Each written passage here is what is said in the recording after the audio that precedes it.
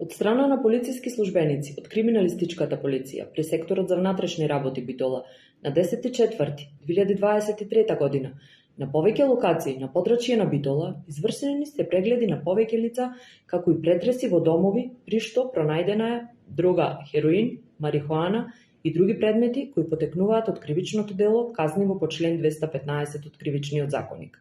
Имено, при претрес, извршен со судска наредба во домот на 39-годишниот битолчанец со иницијали ЛН, пронајдена и одземена е марихуана, дробилка со остатоци од марихуана, како и други предмети.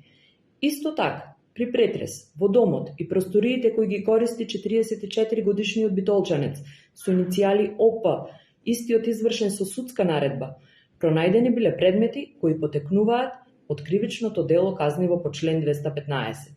При преглед на 40-годишен битолчанец со иницијали ПП пронајден и одземен е хероин.